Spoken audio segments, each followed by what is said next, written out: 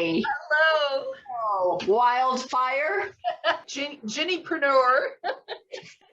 We have our own little nicknames. Yes, we are. I never had a nickname before. So when my friend and mentor he did that, I was just like, I am taking that as a nickname. Yeah.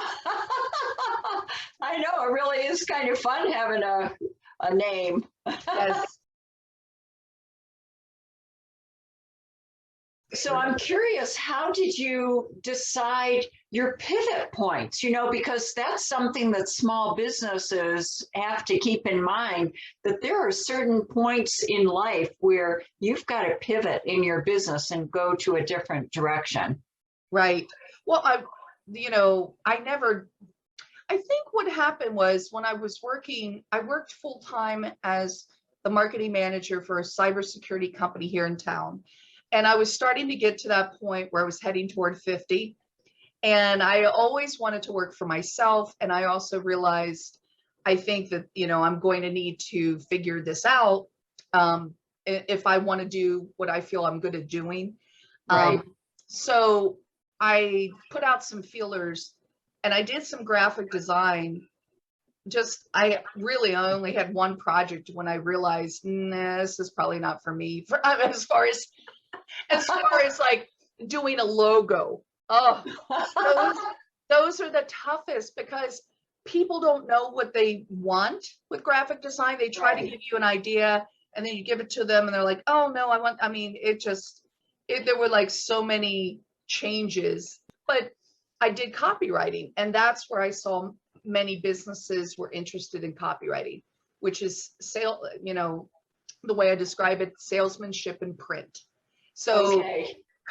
Yes, it is. Yep, to sell. So that's where I went. I went in that direction and I've been involved in copywriting now for almost 10 years. So it was 2012 when I left my job to go full time as a copywriter. So, but then back in, I want to say it was 2019, I pivoted to the ghostwriting and wanting to focus more on helping people with a book. Okay. But what's ghostwriting? What do you consider? Ghostwriting is when you talk with someone who wants to write a book, but they don't really want to go through the whole process of actually writing. So you have to, get from them their vision for the book. And this is nonfiction, but, and then you write it. And, it involves interviews and working with somebody and all that. But the kind of books that I like to write or contribute to are what I call lead generation books. So those are books that have a real strong call to action throughout the book and also would position a website, let's say, and bonuses. So if you've ever read a book and it said something like, hey, go to this website to get free bonuses. And a lot of times if you go there, they'll ask for your email address and then you get access to a bunch of bonuses. But it's a way to build your email list and to continue the conversation in a way with someone who seems to be interested in what you offer. So that's the kind of stuff I like to do with businesses because, because it's just, it's hard, I know, to get the whole thing of client acquisition and prospecting can be challenging for a lot of people. But when you have a book, it sort of does a lot of the heavy lifting for you because it automatically positions you as an expert. Because when people see that you have a book, they're like, oh, wow, you must know a lot about this topic, and it's funny because I tell people, it's like when you write a book, you're going to put everything into it, but don't expect anyone to read it all the way through. It just doesn't happen. I mean, usually all you can do is use this to prove I do know stuff, and here it is, It's not like Think and Grow Rich, in other words. Yeah. I mean, some people may read it, but I mean, it's funny because just having the book itself will open up doors, even though people don't read it. So I used to belong to the National Speakers Association. and they always were talking about how speakers needed to have their own book. Sure. Because speakers bureaus loved it if they had an author. Yeah. And Yeah. once you're known as an author, it really does kind of elevate you more so in the eyes of speakers bureaus and whatever meeting. I don't know, because I'm trying to think of, well, I'll let you know about what I'm doing if you haven't seen it, which is I'm going to be holding an 8-week program of helping people basically get started to create a book. It's going to be a lot of guidance from me, and a little bit of done with you. So a lot of do it yourself, but some done with you. Because the thing is, a lot, when I've met people who said they want to write a book and they haven't, I'm like, well, why haven't you? And they're like, well, I don't know where to start, Yeah. So basically I have there's 3 specific kinds of books that you could write, with, again, this is nonfiction, and then what I do is I help people kind of corral their ideas. Yeah. And for you, and one of the big techniques I use for that is a mind map. So I don't know if you know what a mind map is, but a lot of times it's easier for people to get out their ideas with a mind map rather than looking at an outline. So there's times where, if you ask somebody to write an outline, I mean, it goes back to their school days and they're like, oh, I hate that, Yeah. But a mind map is more visual. So what you start with whatever the main idea is, and you draw a circle around that. That's your main idea that you want to write your book about. Okay. Then what you do is you take, it's almost like a spoke from a wheel. So you you draw a line out there. You think, okay, so I want to write a book about this. Okay, why do I want to write it? Maybe jot down some ideas, and then, what do I want people to know? And you jot down some ideas. But basically, through the mind map, what you're doing is you're creating like a certain idea and then sub ideas. And all of those then can be developed into chapters. So, and the other thing to let you know, like the book I wrote is around 30,000 words. Okay. And let's see here. I'll show you. It's not really all that thick. The one that your dad said, it's about time. Yeah, exactly. So it turned out to be 132 pages. Now that's including an about the author section, acknowledgments, an introduction. Yeah. But at any rate, if you think about it like this, in this way, 30,000 words, and let's say that you had 10 chapters in the book, that's 3,000 words per chapter. And 3,000 words is probably a good, sort of like a mid to longish length of a blog post. Okay. So I've written a lot of blog posts. Many of them are around 800 to 1,000, maybe 1,500. But it's not, the reason I put it like that is because sometimes when people think about writing a book, the whole idea seems overwhelming, Yeah. But if you can think about putting that together like in that way, that kind of takes away some of the pressure. I like it. I think that's really important is, like I said, the encouragement, because it is tough. It's, when people become an entrepreneur, suddenly you're in charge of everything. So you're not picking up a weekly or bi-weekly paycheck, or bi-monthly, I should say, maybe, or a monthly. Some people only get paid once a month. But it's like, you have to be your own accountant, your own marketing and sales department, your own business business operations, everything. You're in charge of it all. And so it is easy to become overwhelmed. But if you have somebody, to kind of guide you, which is kind of how I'm thinking that you could be that person, it's so much better because Right. I don't think I really found, you know, it's so interesting now that I remember this back when I was starting out in 2010 or whatever. I don't, there were maybe a few people, but there weren't that many to actually help you go from like 0 to 60, you know. Yeah. Um, Yeah. We'll share this because this is terrific information that entrepreneurs, small business people would love to know. yes. And the other thing is too, you know, and I just was thinking about this today. I'm going to be doing a LinkedIn video actually very soon about this. I was thinking today about how a book has permanence. The big thing right now with marketing is what is called content marketing. Yeah. And a lot of entrepreneurs realize that, I mean, most of them do their marketing and any kind of advertising online, but they create a lot of content. So the content could be blogs, it could be ebooks, it could be videos, tons of content they're putting out there, putting out there, putting out there. And the thing that hit me today is when you have a book, it's permanent. Right. It lasts because although, you know, the content online has a certain shelf life, so to say, and there's places maybe you might get shut down even, who knows, like the platform could either deplatform you or it could Right. go away. I mean, Yeah. so nothing is written in stone online. Something Yeah. could change, but if you have a book, that's going to stick around. That has a Right. true shelf life. So Yeah.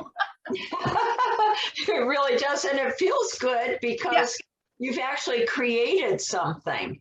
Right. Well, you created something like you can hold and you can, and very few people will throw away a book. If You're you give right. them a free book, very few will throw it away. So I'm saying this because with your focus on the entrepreneurs, if they already have a lot of knowledge already about a certain topic or a certain industry or whatever, I would suggest to them, write a book. Yeah. Because seriously, that will like accelerate their growth.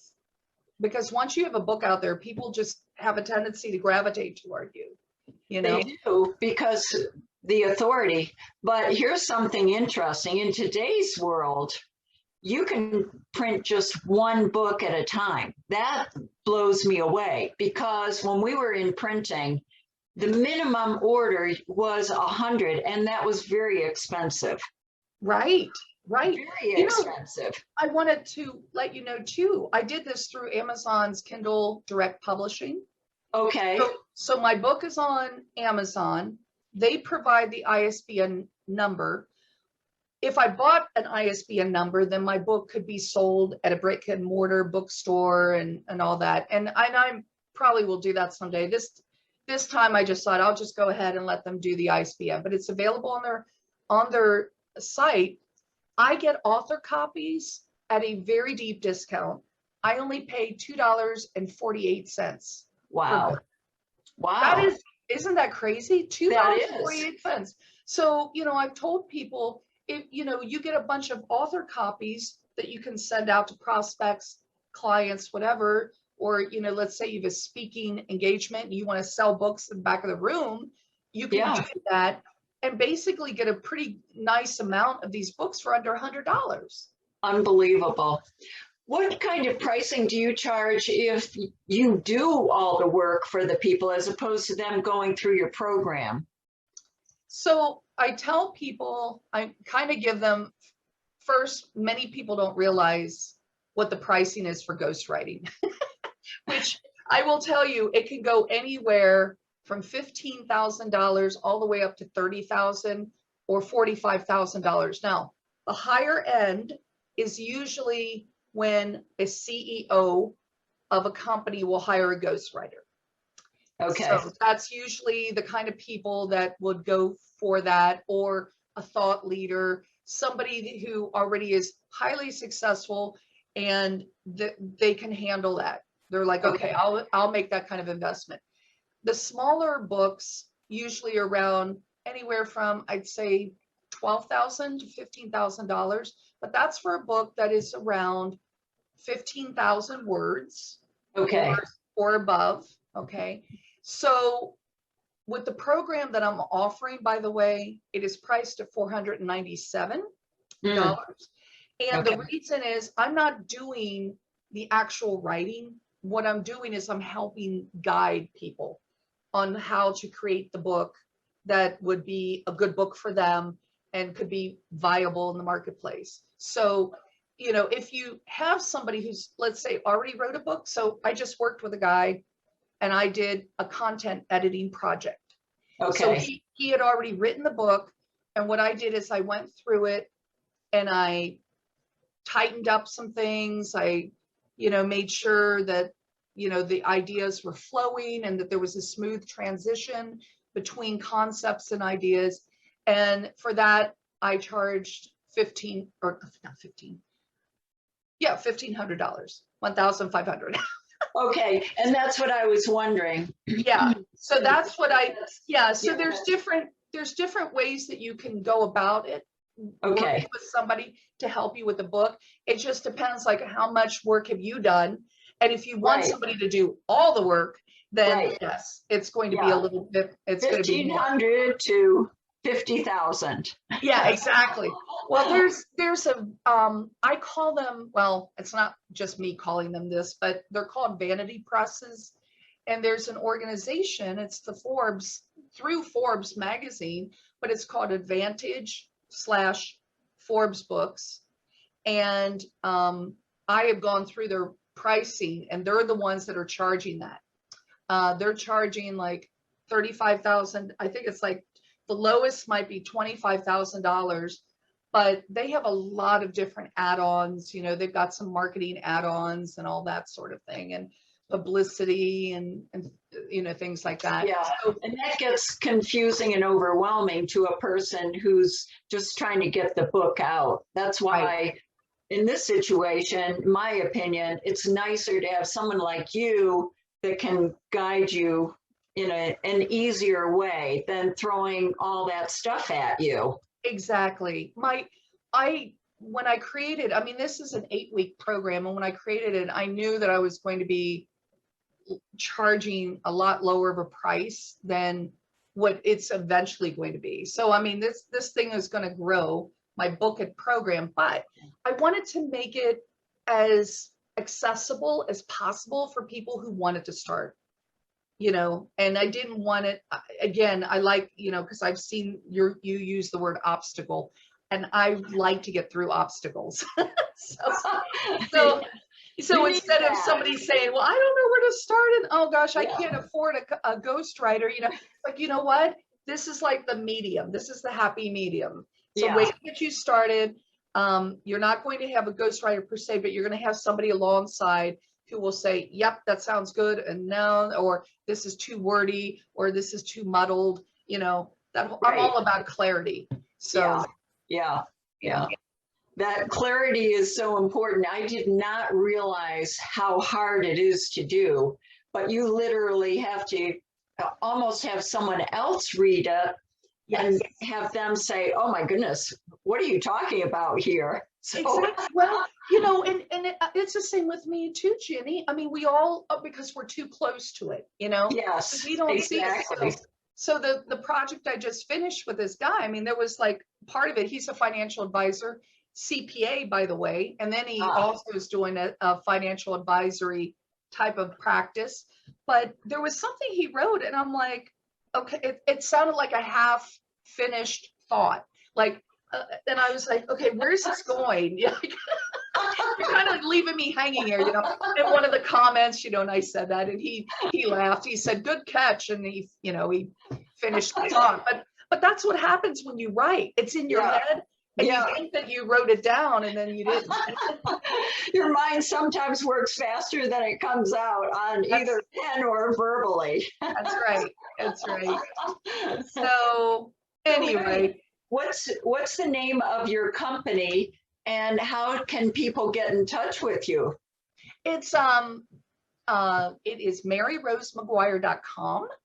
Okay. And basically, I was known as Maguire Copywriting from 2010, I guess, all the way until 2019. That's when I switched to Star Maker Marketing. So Star Maker Marketing, it's more focused now on helping people write books, making them, as I say, slightly famous, because fame attracts money. I mean, you know, whether you like it or not, it's just the way it is. I know, yeah. So when you're known, that's when people are going to come to you. So yeah, MaryRoseMaguire.com. That's great. Oh, good. Thank you so much, Mary. I've really enjoyed this. You're welcome. I did too. And looking forward to learning more about you. And I will definitely be keeping in touch with you. Good. Sounds great. And I'll be in touch with you, you little wildfire. Thank you. I love it. Have a good rest of your day. Thank you. You too. Talk to you later.